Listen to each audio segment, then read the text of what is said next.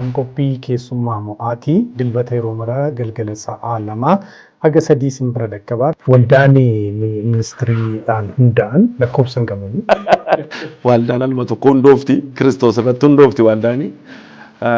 Namoonni jechi isaan jedhan namatti hin tolu. Gooftaan gaafa abjuudhaan gara koo dhufu abjuun tokko tokko litiraali qaamumaan deemta malee abjuu isaa ciisanii abjootan miti. Kan abjoodha garuu deemaan abjoodha. Isin bira immoo barsiisatu jira barsiisumatti heddummata. Yeroo sana chaalenjii guddaan dabarsee baay'ee. Amma karaarra buleera yeroo baay'ee karaa jireenya karaarra buluu dabarseera. Maaliif endaan waamichi namni si waamee fi keenyaafata amma appoostil naan jettee deddeebitee na waamna inni yoofti beekta magattee. Anumti appoostilin ofiin jira. Waamicha namni si waamee jira. Ittiin si waamee jira. Waamichi hojiichi gara sanaatti si dhiibu jira. Ayyaanaan fayyineedha.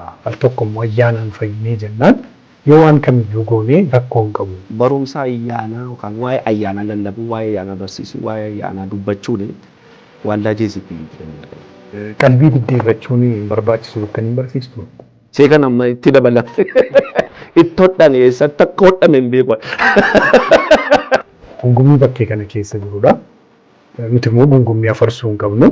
Abbaanas jira waan ta'eef. Amanii kaasee maal waldaa kiristaanaa keessatti ilaalaa turte naan jette.